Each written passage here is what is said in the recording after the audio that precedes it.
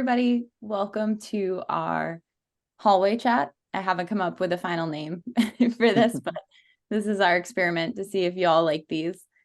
But my thought process here is, how some people say their favorite part of conferences are those conversations they get to have in the hallway, or when you get to talk with someone about something you just learned or how it applied to you, or maybe something you wish a presentation covered.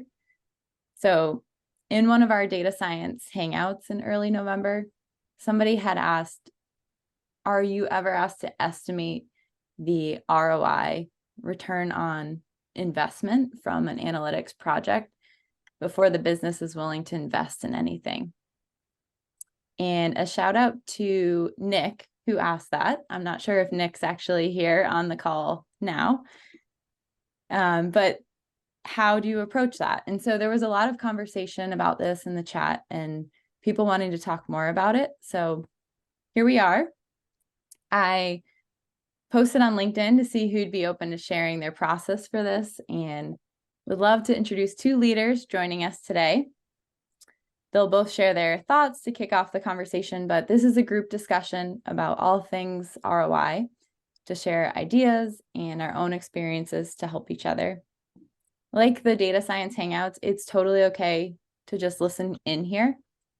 But if you have follow-up questions on the topic or want to provide your own perspective on what's worked or hasn't worked, there's a few ways you can contribute.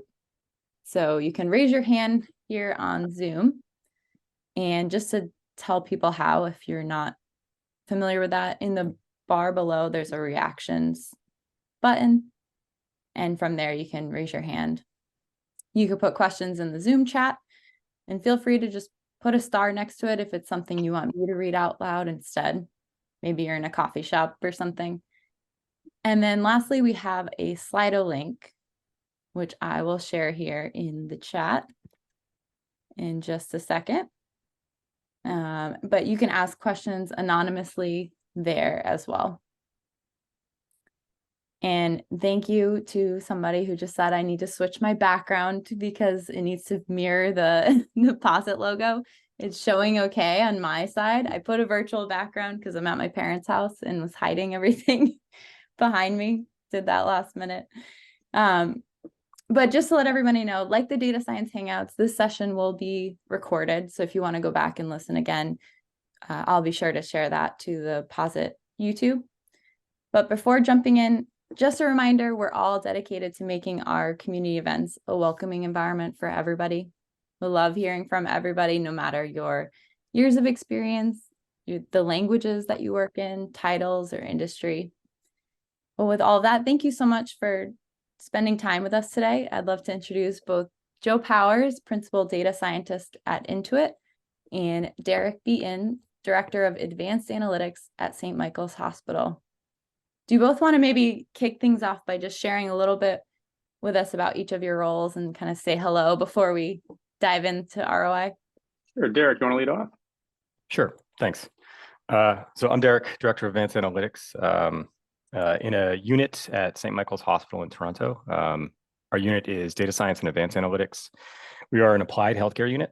So we put Stats ML AI tools into production for mostly clinical use, but there are quite a few operational or like staffing solutions that we put into place. We're not research. It's all about getting things actually done and into the hands of users. Overall, our group is about 30 people. We technically work across 3 hospitals, St. Michael's, St. Joseph's, and Providence, all in Toronto as part of the Unity Health Network. We are mostly in R house. We have maybe 70% of our solutions in R, and then we've got a variety of things in Python, including some new stuff we've recently launched, with a little bit of stuff in pretty much any sort of analytics, AI, and ML domain. So imaging, clinical prediction, patient flow, forecasting, you name it, we probably do a little bit of it. Awesome. Joe, you want to go next? Yeah, sure. I'm Joe Powers. I work at Intuit. You're probably familiar with like some of our flagship products like QuickBooks, TurboTax, MailChimp. And yeah, so I lead experimentation, which is a huge amount of ROI involved in it, largely around investigating new methods for how we could run faster and more accurate A/B tests for product and marketing decisions. And so, when you move a whole company, like how you're shifting their decision-making process to a new statistical method. People want to know, like, why is the juice going to be worth the squeeze, on this? And so, when Rachel brought this topic up, I was happy to join in, because it's been, I feel like this is one of those hidden curricula topics that, like, it's central to doing your job as a data scientist, but absolutely no one teaches this. So, good for you for being here today.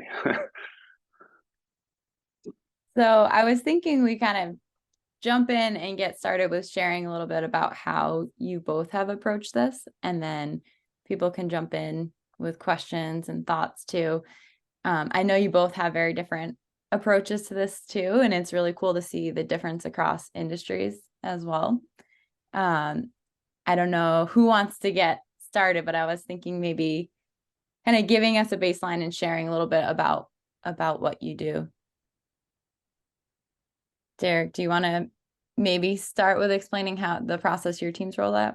Sure. Yeah. And in some ways, maybe this will feel really specific, but it's because we're in healthcare in a hospital. But I think a lot of this is pretty generalizable. So, and I'll share a document or part of a document with us in a moment. So when a project comes our way, it usually comes from someone on the ground, so a physician or someone in HR, or say a clinical manager in some way. They have a problem, they know data can solve it. And they work with a few of us in the team, primarily the directors on, and the product managers on filling out and detailing a project intake form.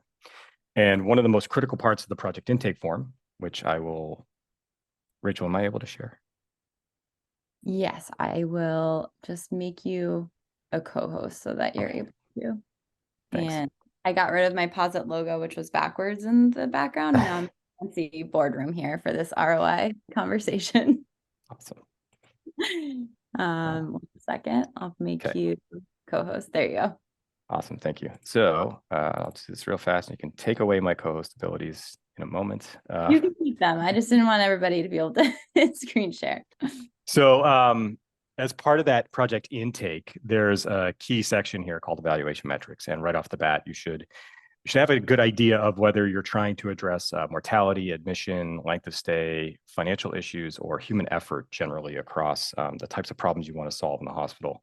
There's another box, other, which is usually an indicator of, like, we probably aren't going to take this on, or it's hard to define or hard to measure. But a lot of these are generally easier to track or measure and assess the impact. And from there, we work with our collaborators on how to define the primary metric. So are you trying to do something to reduce, say, length of stay? Then we are going to look at how to do that, as well as tracking the actual length of stay pre and post deployment.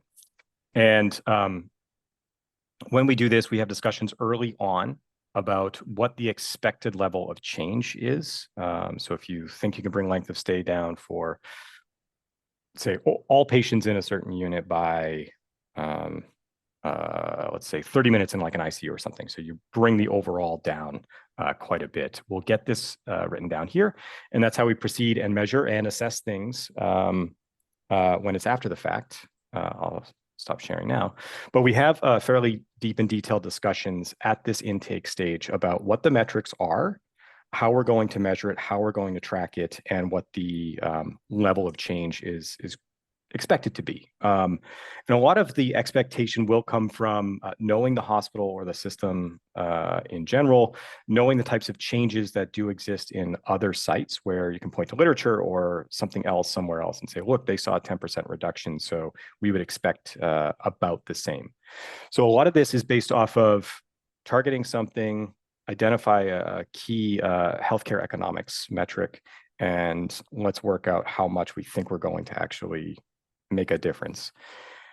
If things aren't, say, a huge benefit, or if they fall kind of in that other box, this is where we say, like, maybe we're not going to take this on, or we have to dig really deep into the types of things that might yield value overall for either the unit, the hospital, the system, like the whole network of ours, before considering taking it on. So we get pretty deep into this on how we actually assess and decide what to do before we fully commit. As part of this, where we won't necessarily like, Rachel, so I guess to one of your points, like before any commitment, there is some commitment we have, or that we'll get into. So if people come to us and they're like, yeah, I think we can get this measure here, here, here, and we want to get a baseline, we'll absolutely work with anyone to establish what those baselines are. So that part comes with the project intake. It's just the deciding to move into the full development of something is really where we need to see what that baseline is and really dig into what these improvements are going to be. And I'm sorry if you said this already, but how long have you had that process in place with the intake form? Quite a while. The intake form here has been revised as recently as a little over a year ago, but those metrics have been in place pretty much since the start of this group, which predates me. So always trying to target big healthcare economics type metrics. Well, I was just asking in the chat, I was curious for people listening in if you have something for similar to that, like a project intake form, and if so, what some of those evaluation metrics might be for you. As maybe a good reminder, I should have said up front, but I love to see everybody talking in the chat during these sessions too. If you've been to a Data Science Hangout before, you might see like a lot of resources get shared in the chat. So feel free to use that during the session too. Joe, do you want to share a little bit with us about what you did? I think it just like kind of echo some key things that Derek said around like identifying, those key metrics. A lot of people talk about stakeholders. I tend to think about gatekeepers. You have lots of stakeholders, but really thinking now about which ones are the gatekeepers that are going to block or allow your project to roll out. So like, what are the metrics that they really care about? And yeah, establishing baseline. There's very likely a dashboard that those leaders are regularly referring to, that, you can anchor to as a shared reality. And then what is a reasonable lift that you could expect? That could be based on, literature review. It could be based on qualitative testing. If you looked at 20 users in UX settings, and you said, oh, our invoice completion rate went from 20% to 90% with the new, invoice flow. That is actually a great anchor point that you could now start thinking about, like, okay, like that's in an idealized setting, but when it moves into the product, like, what's reasonable to expect?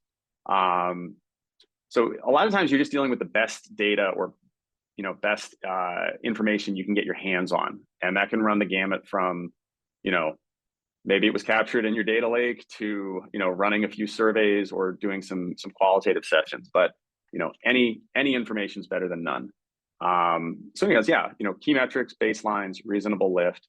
And then like, actually that's where, for me, it becomes a data simulation task after that. And I'm happy to share a little bit because like I said, nobody ever like taught me how to do this, but it's just become like my, go-to for the workflow. So, I'm in our studio right now and, I've loaded the tidyverse.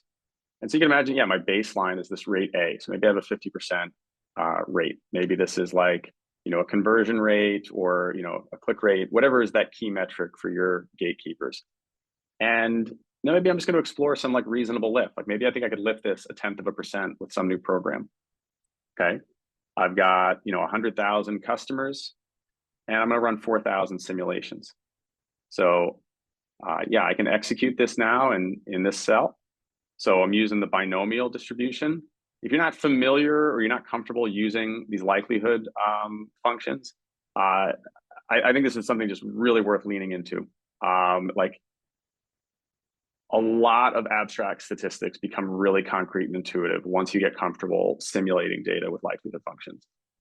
So all I'm doing here is I'm running 4,000 simulations with 100,000 trials, and I can set the probability of success on each trial. And this is going to output like a tally of events, but then once I divide that by the population, I'll always get a rate. So maybe this outputs, 50,000 events, But when that divides by 100,000, now I get a 50% rate. Okay. So, I could actually just give you a peek at like, you get a sense of like, so yeah, I get for my first simulation, I have like 50.1%, the second one, 50.2. I hope this is getting like clear. I tried to keep this minimal. Would you But now like you, looking oh, at yes, this please. now, would you be able to describe kind of like what's a project that you might be working on where you would be doing this? So, you could think of this is really very close to the idea of a power analysis. Like, if you were introducing this 0.1% improvement, you could start asking questions like, how likely are we to detect it? And so, even in this case, like if I just look at how often are my, B simulations bigger than my A simulations, that's not saying it's statistically significant. It's just saying bigger at all.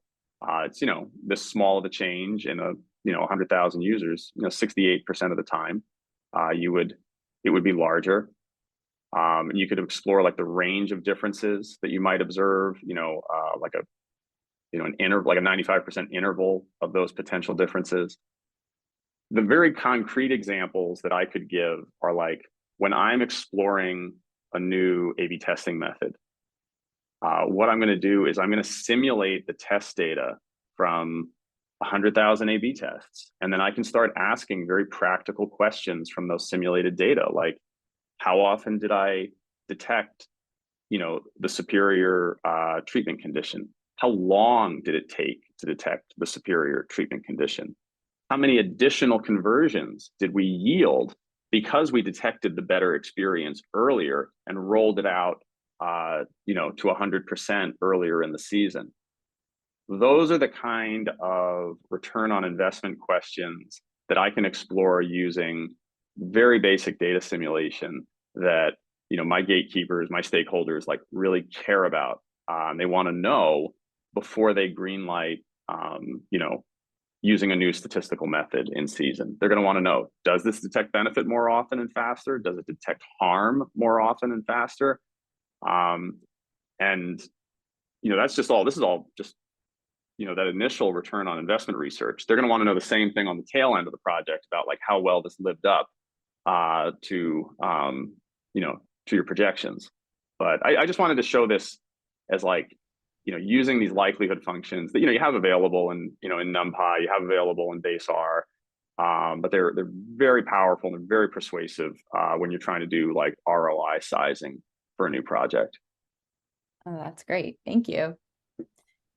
And thinking about that, like the ROI that you showed there, how do you kind of translate that into communication with the business stakeholders? Is it through like a business case document? Through all means possible. Okay. So it's, again, as I mentioned gatekeepers earlier, like thinking about whose approval, whose buy-in you need for a project to get greenlit. That person's going to have a lot of people demanding their attention. They've got a lot of fires to put out. Like, how are you going to get your idea in front of them so that it sticks? You give a 20-minute presentation, 20 minutes later, they're probably only going to, if you succeeded, they're only going to remember one or two things from that presentation.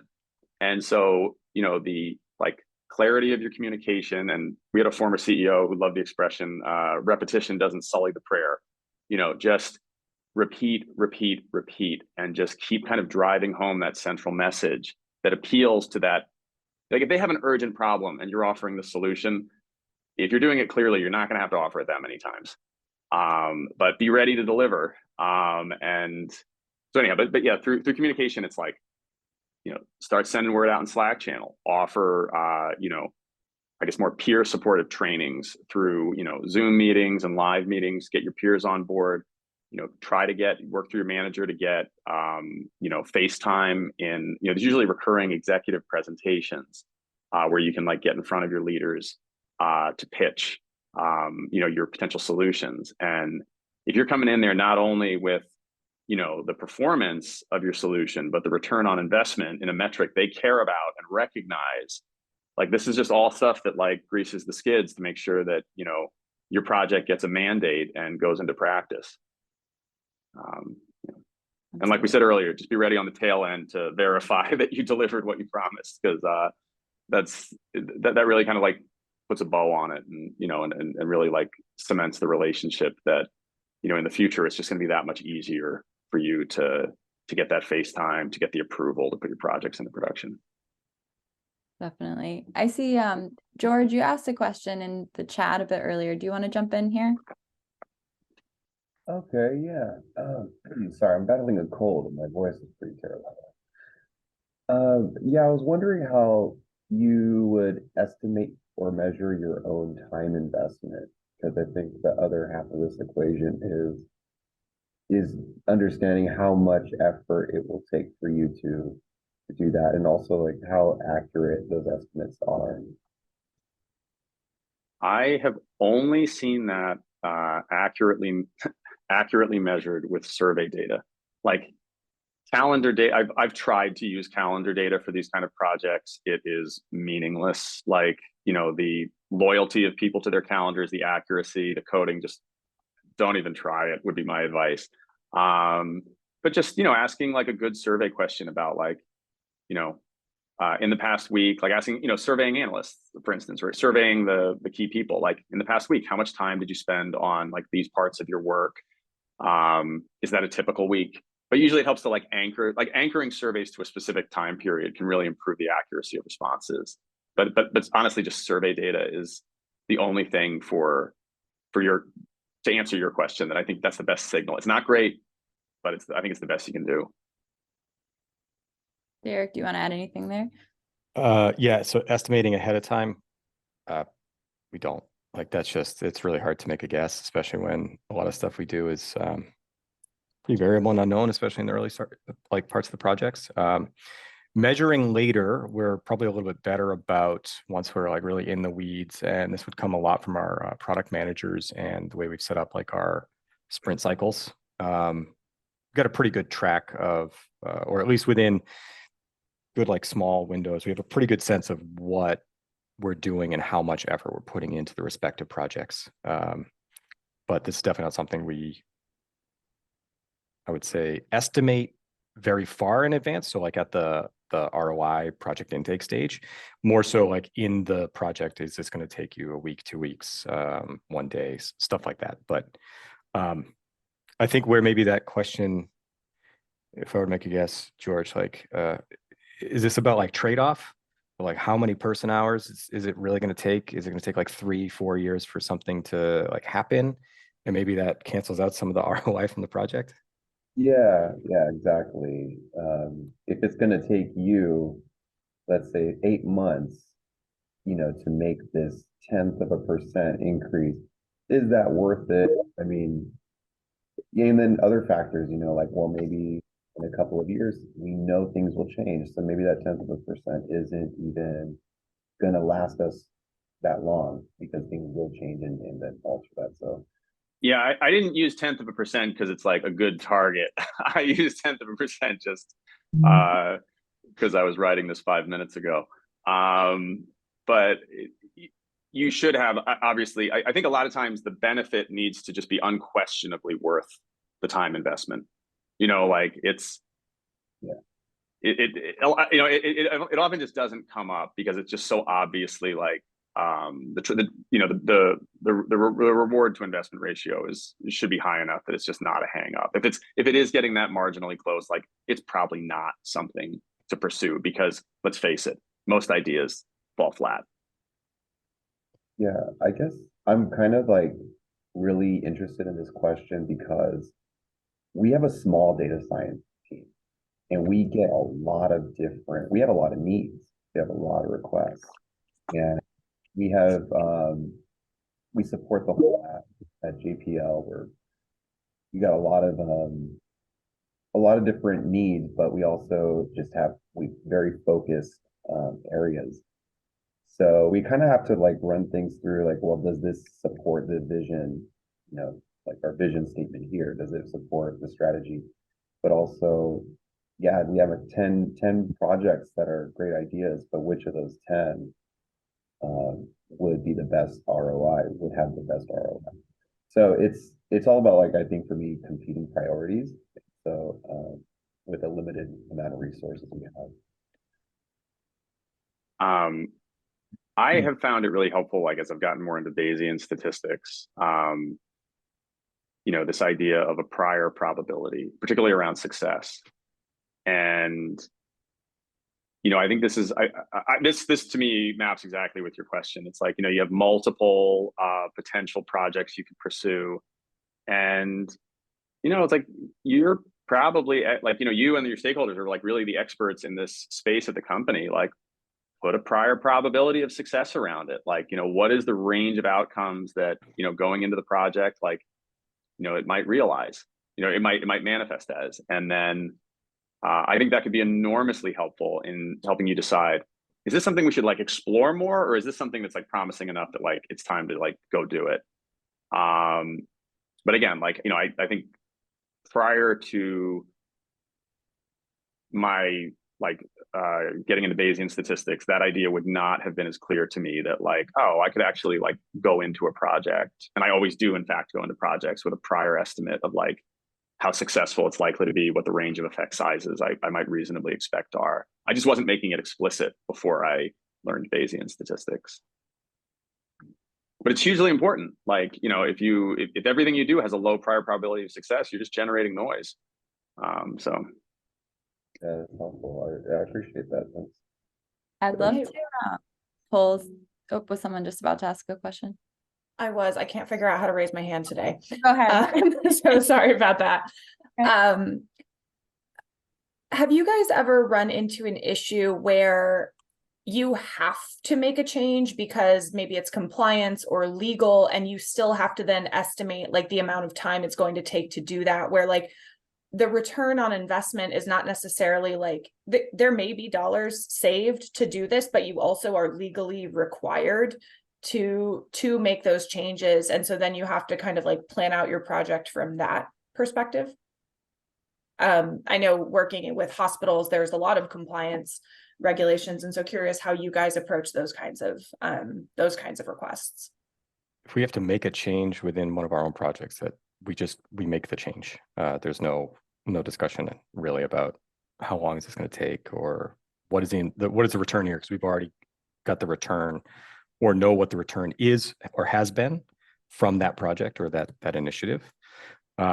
So in the case of something where it's like compliance or security or critical upgrade, we're just going to do it. Like, there's no question about it. We're just going to do it. Mm-hmm.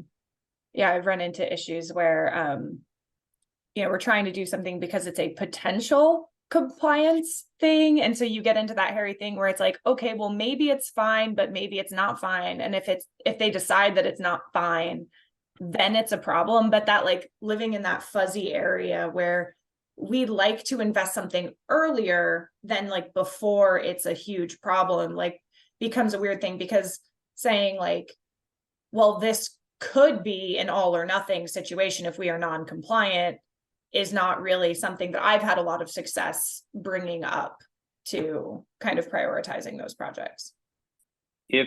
So I want to make sure I understand your question. So obviously anything that's like a question of legal compliance is just like, yeah, go to do it. You know, like, sometimes we get documentation from government partners or regulatory agencies that's like, hey, these are proposed changes. We don't know if we're going to lock these in yet, but it could happen. Like, we could decide when we release the final version of this to do this. Okay. And so you have like a 6-month window where you've got to like size up what that difference is. Okay.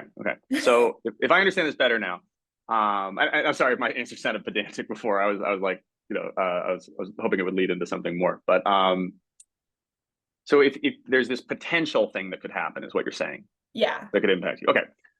So again, I find this Bayesian idea of an expected loss really helpful. Okay. And this is when, yeah, you don't know, like the future is uncertain, you know, like you don't know what's going to happen, but there's some probability it's going to happen. And there's a range of penalties or losses you could incur if it does happen. And like a real simple example is that like, if there's a 10% chance you're going to lose $1, your expected loss is 10% of $1, or, you know, 10 pennies. versus a 90% chance you're going to lose $1. That's a 90-cent expected loss. And so you can, I think, like, given that uncertainty, it's not a question of like breaking the law, but like, your question is around like, oh, we don't know if there's going to be these regulations in the future. How much might this impact us? I think this expected loss framework can really help like support rational decision making in an uncertain future, rather than always jumping to the most extreme worst case scenario, which is not an optimal way to make decisions. Yeah. I want to echo what somebody said in the chat, and it's a phone number, so I don't know who it is, but it does seem like we're discussing different, and they said, and equally important methods of establishing ROI. And I'm realizing that as well, that I think in my head, I always thought of like ROI as like, you have to come up with this like accounting number, and like the actual number that is going to impact in terms of like revenue, versus thinking of the like statistical side of things as well. So it's really interesting.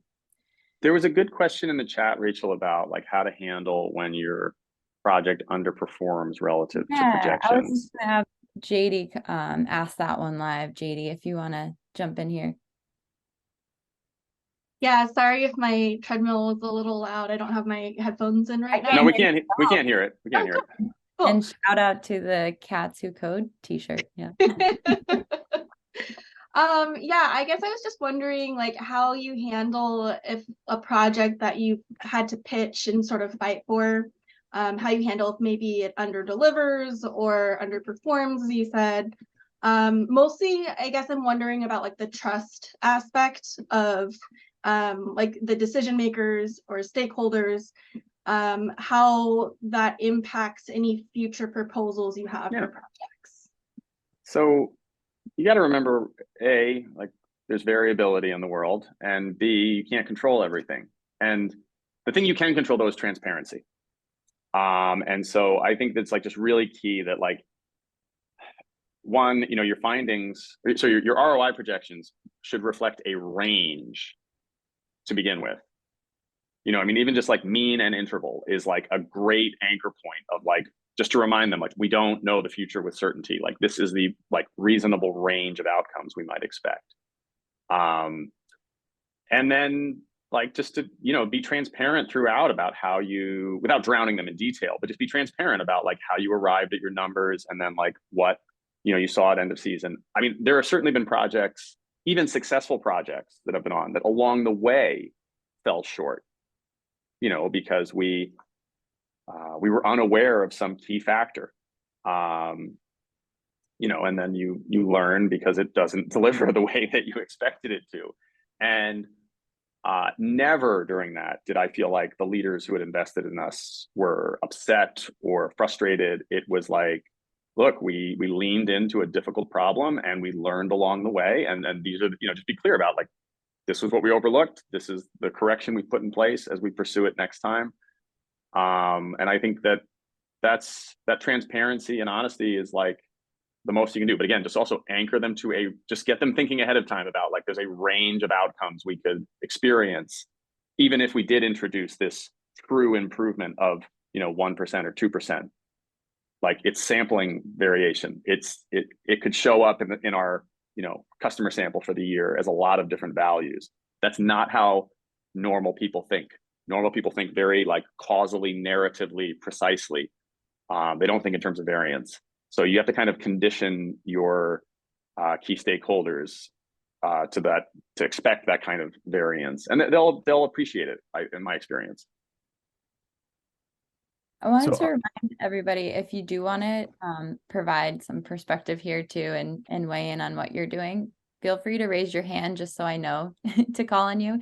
It's in the Zoom bar below. If you click on reactions, we'll have a raised hand. Sorry, Derek. No worries. It's great.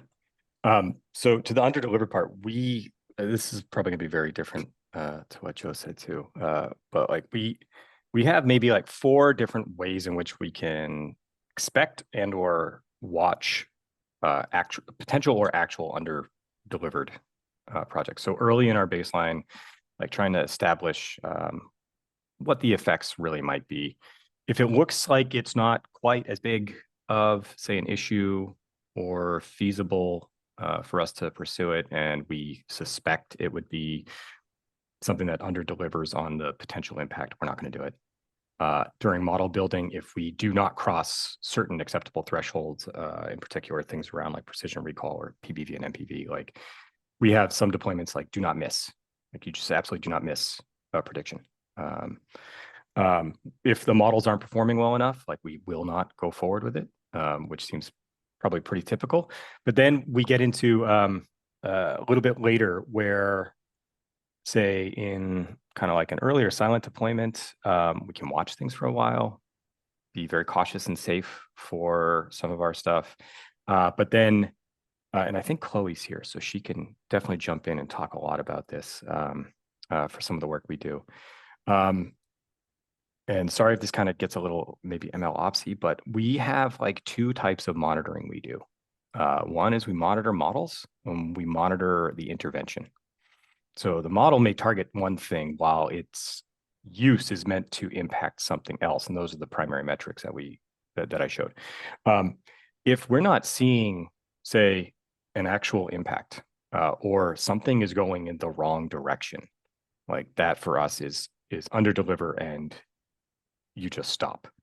So we are also carefully watching the intended intervention metrics here, which is the primary metrics of like what you're going to change in the hospital.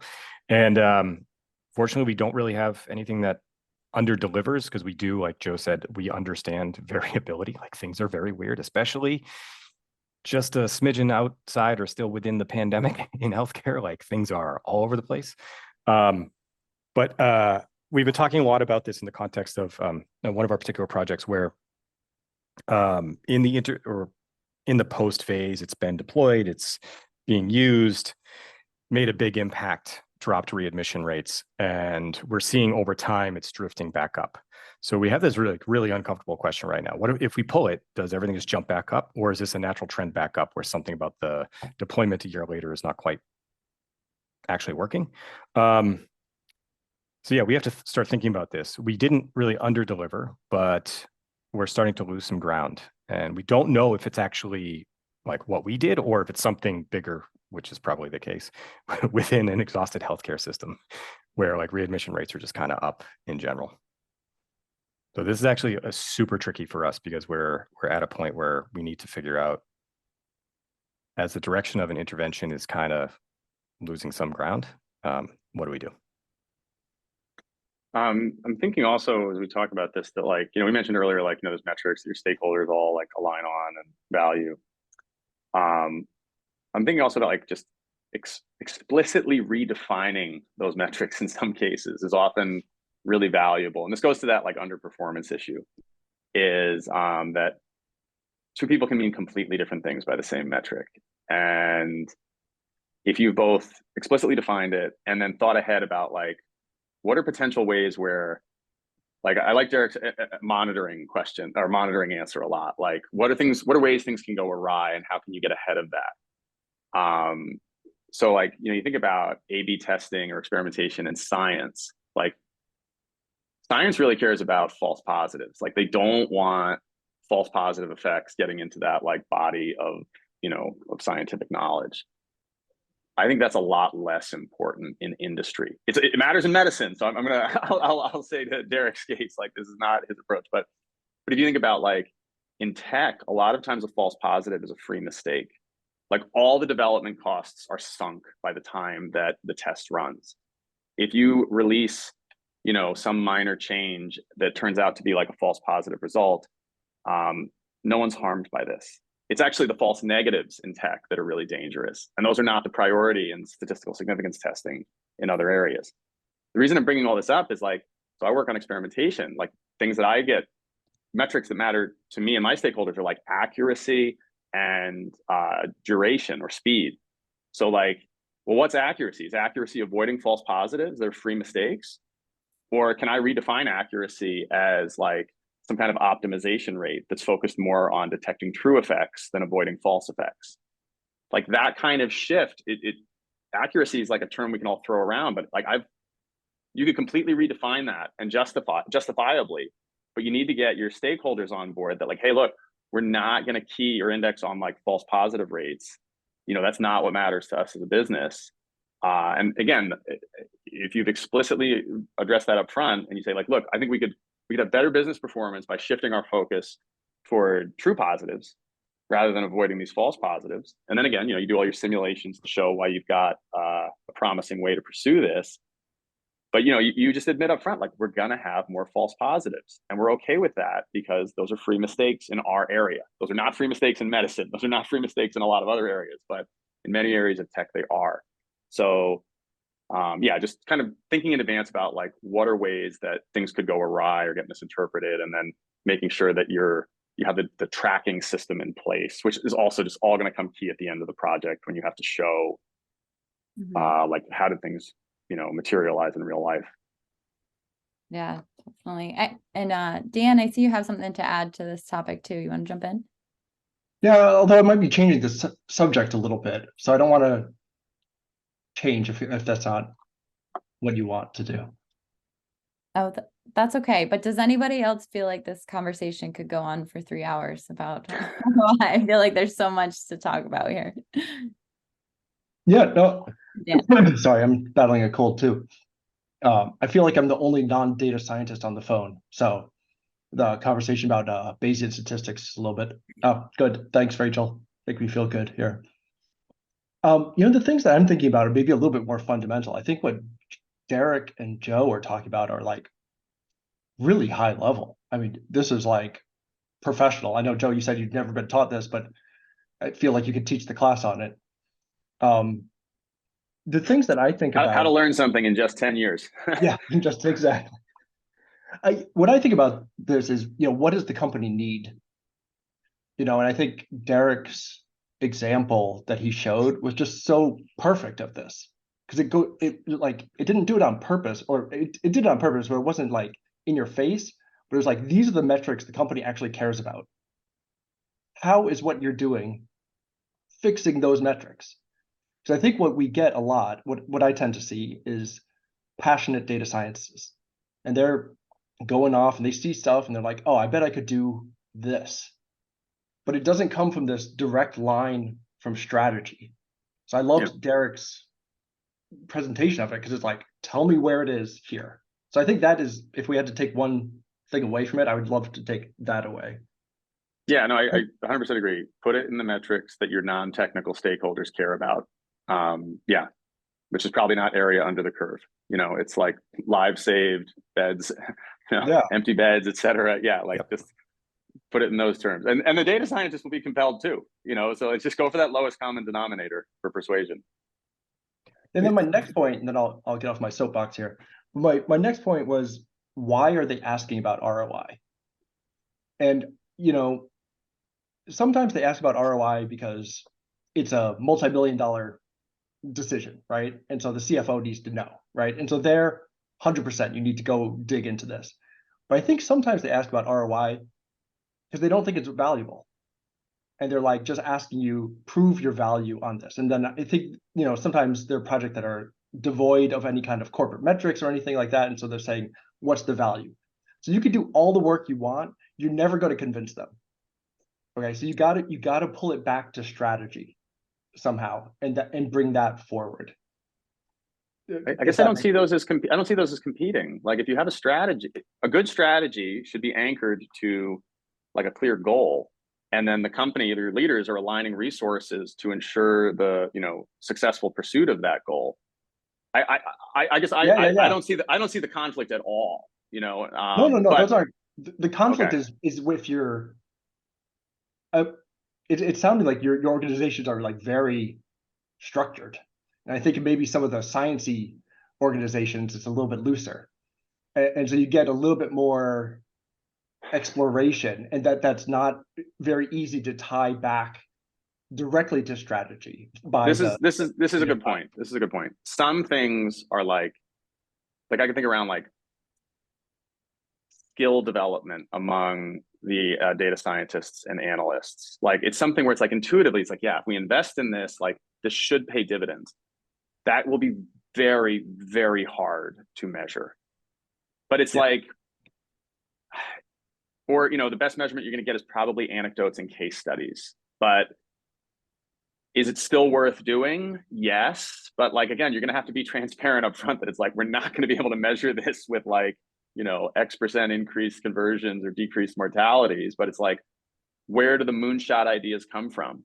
You know, like, again, it kind of depends on like, you have to know your leadership and like, what do they have appetite for? Like if they have some like visionary bandwidth where they're willing to float some of those like moonshot, they're like education's a moonshot idea, but you know, like if they're willing to like entertain some of those less clear investments, good. I think that could be, you could frame it as part of a good investment portfolio.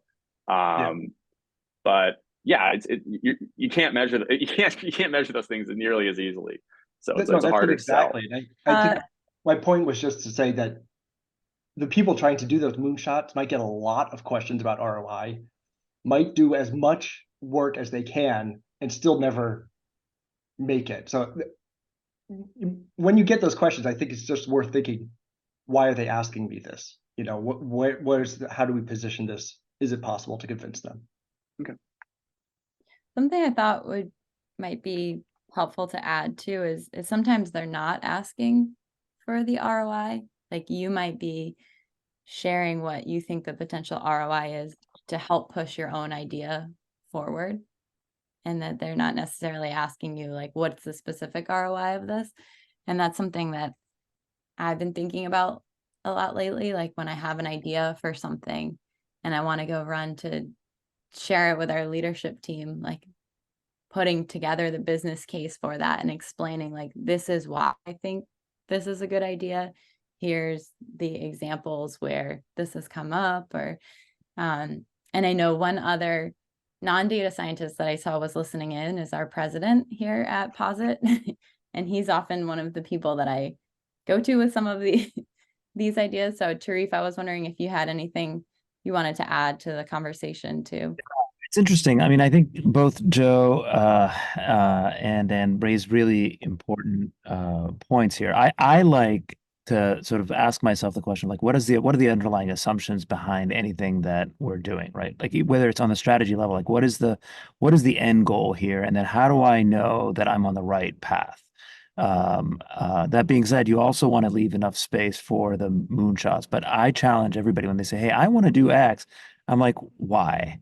And what are the metrics that you are hoping to drive? It's interesting when you show the intake form. It's intriguing because that is an existing system that you have.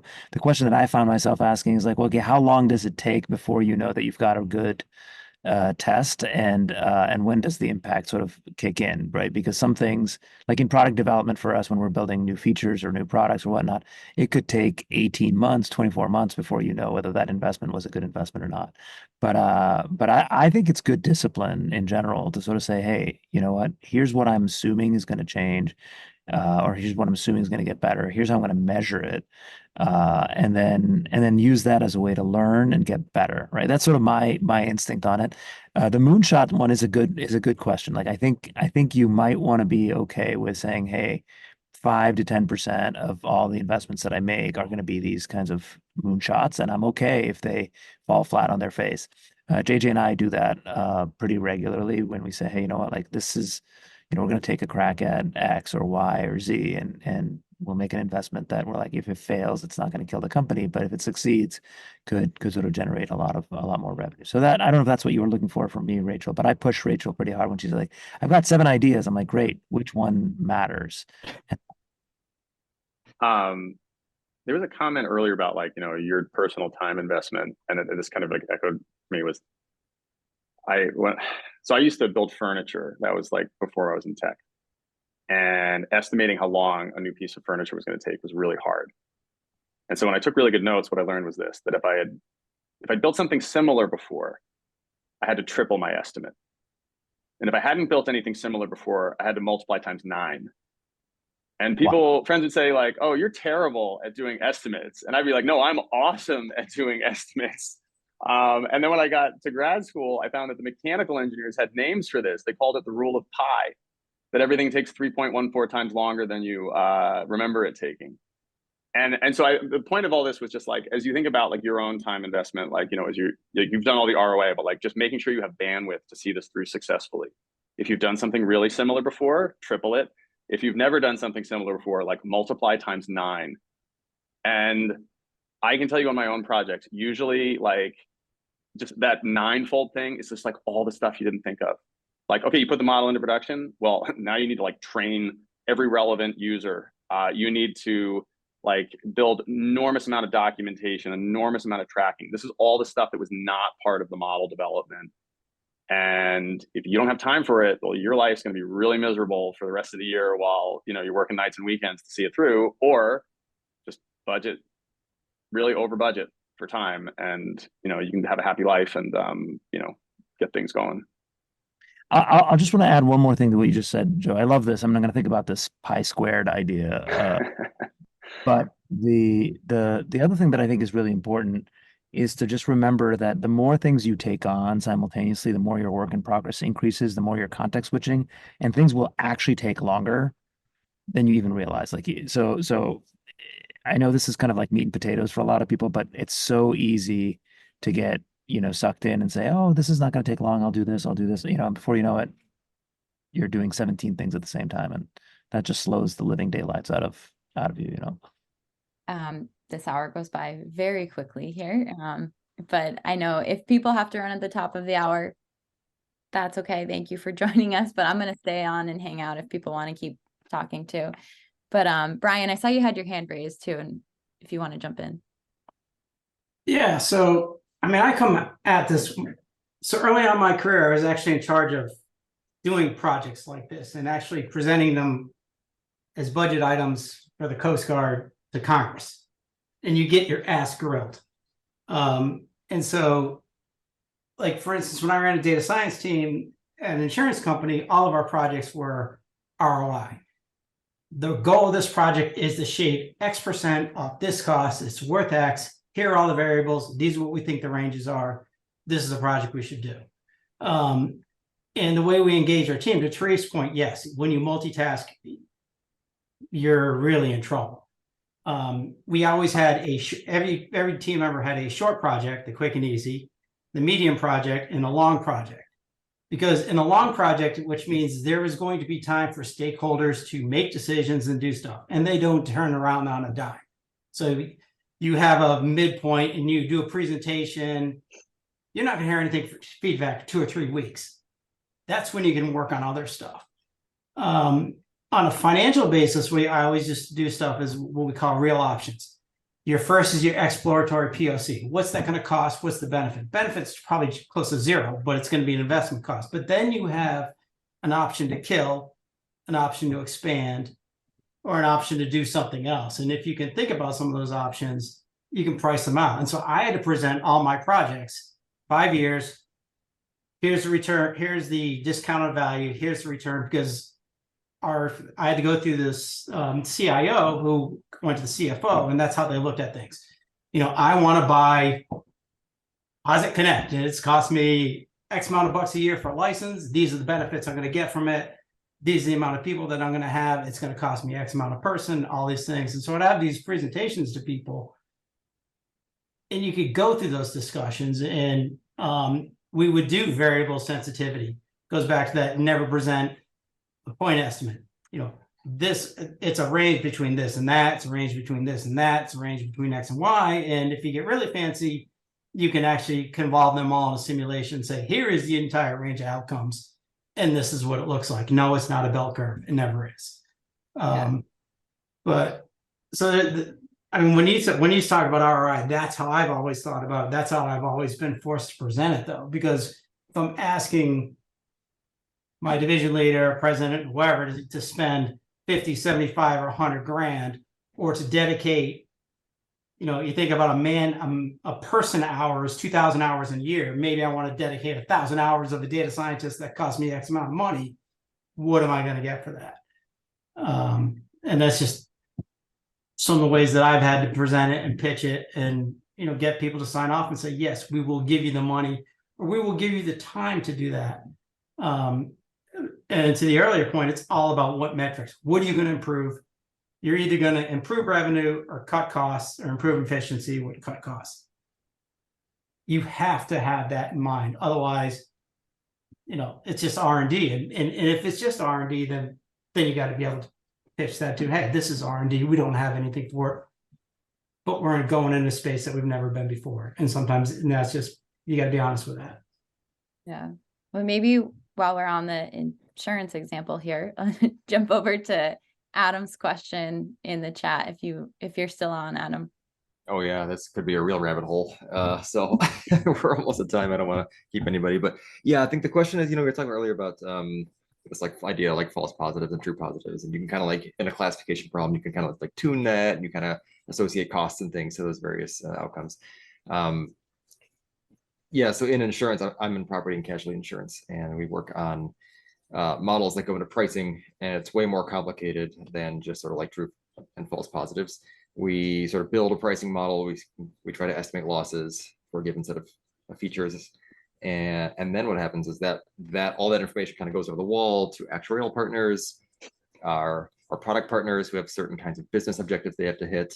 So actually, the models kind of get tweaked and modified, and then they layer in additional things like discounts and so forth. And so when I go in thinking about, okay, I want to improve these models, maybe I'm bringing in a new third-party data source, for example. I want to figure out if this is a worthwhile data source to include. I have to figure out, is the model improving? But then I have to know also, is it worth buying, right? And so the model is kind of decoupled in some ways from the final outcomes in really complex ways. And I'm wondering if there's some way to think about this fuzzy sort of connection between model improvement and ROI at the end of the day. It's a long-winded explanation, but no. I think a lot of decisions get made on overly simple metrics just because it's so overwhelming. Not all customers produce the same amount of value, but so many business decisions are based exclusively on conversion and retention, as though every customer were equally valuable. But you're going to overwhelm your stakeholders if you're simultaneously introducing a new justification for deduct these costs, add these lifetime value benefits, etc. Exactly. Those have to become separate issues. So then you just have this reliable lifetime value metric you could pull off the shelf, and you could ask now, hey, what if we made decisions based on 3-year revenue per customer rather than raw conversion, which treats everyone as equally valuable? How much more money would we save? How much more money would we make? Those are all kind of your ways to shape ROI by redefining the question. I don't know, maybe that was kind of the theme today, was actually just you are in a very powerful position to redefine the question when you're doing an ROI investigation, and don't take that lightly.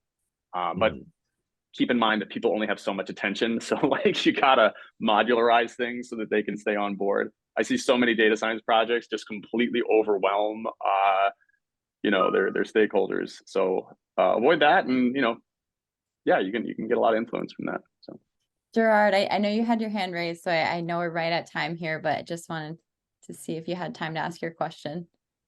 Oh, I just wanted to make a comment about these moonshot ideas and these R&D ideas.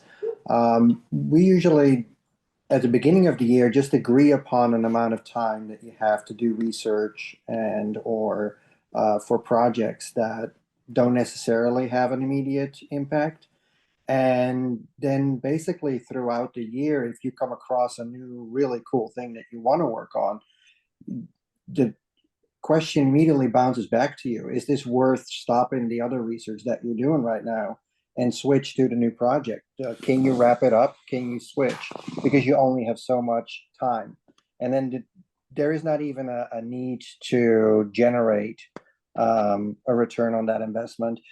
And then usually I can myself answer the question whether I want to switch or not, because I either don't want to give up on the project that I'm working on, or I'm done with the previous project. Hope that helps some. Well, I don't want to keep you, Derek and Joe, too long. So thank you so much for sharing your insights and experience here. I just want to see if you had anything else you wanted to add to the conversation before we go. It's hard. Yeah. Good luck, everyone. just give it 10 years and it'll be a no-brainer. No, this is great participation. Thanks everybody. This was good.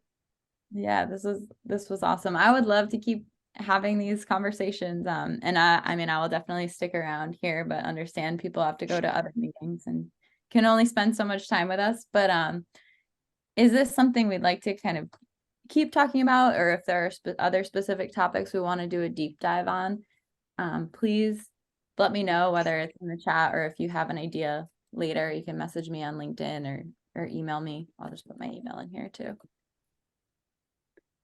Awesome. Thank you all so much. Yeah. Thanks, everybody. Thank you. I know there were a few great questions that we didn't get to cover, so maybe I'll go and kind of collect one of those or some of those. But Derek, if you are able to stay on, I saw one of the questions was about like the infrastructure costs, I believe. I think David Sluter asked this maybe. How does the production resource cost, like cloud computing, factor into your ROI calculation? Here's an easy answer on the cloud computing. Given that we're in a hospital and in Canada with very particular regulations, we don't use the cloud. so the infrastructure stuff becomes part of like operational budgets that we talk about in the beginning of the year with everyone else, including IT and other folks, of like, yeah, if you want these projects to keep going, like this is where you get to point to your previous ROI. Do you want projects that will continue to bring down costs and bring down readmissions and increase patient flow? This is the infrastructure we need. These are the subscriptions we need. Fortunately or unfortunately, we're entirely on-prem, so I don't need to talk about cloud. For anybody who decided to hang around here, do you have any other last pressing questions? Josem, or apologies for mispronouncing your name. I saw you shared a framework in the chat and was wondering if you'd be open to sharing a little bit about that. And no worries if I'm putting anybody on the spot. I'll try and go through the chat and pull out some of those resources there. Awesome. Well, thank you all so much for joining today. This was a really fun, lively conversation. I really appreciate it. Thanks again. Have a great rest of the day, everybody. We'll see you later. Bye. Bye.